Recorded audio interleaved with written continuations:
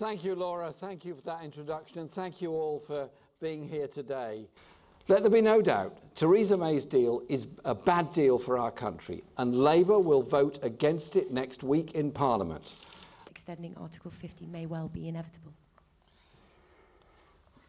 If the government cannot pass its most important legislation, then there must be a general election at the earliest opportunity. But do you have personal reservations about the signal that that would send? So I say this to Theresa May. If you're so confident in your deal, call the election and let the people decide. If not, Labour will table a motion of no confidence in the government at the moment we judge it to have the best chance of success.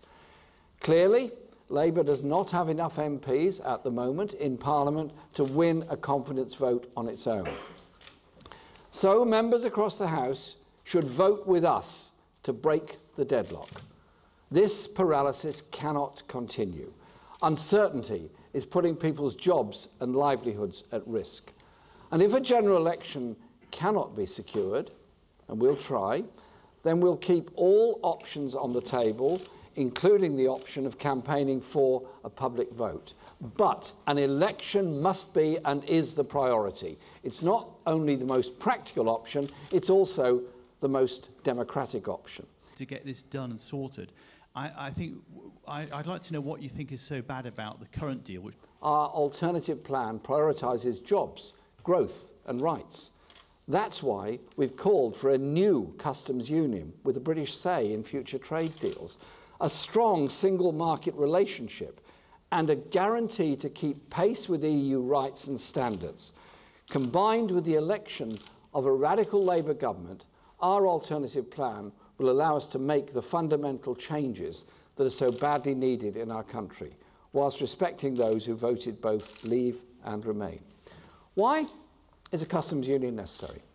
It's because a new customs union and a radical Labour government with an active industrial strategy will allow a renaissance in our manufacturing sector. Offer that you want to frustrate that rather than just getting over the line so we can actually...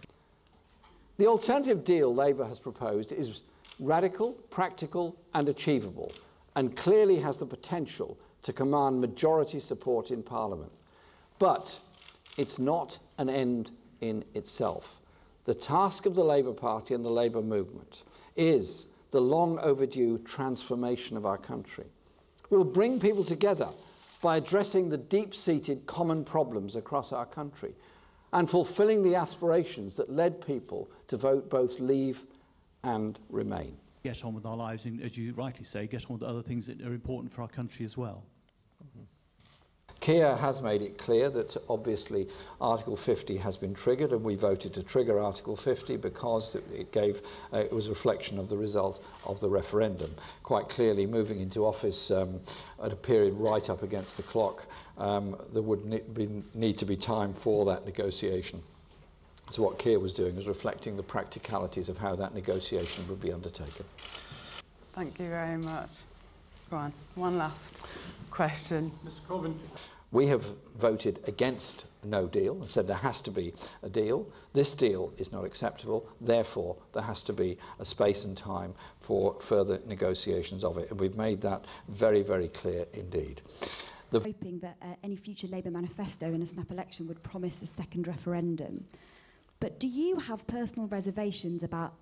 We will vote against this deal on Tuesday. We will, if we're successful in defeating it, then be calling for a general election so the people of this country can decide the direction in which they want to go.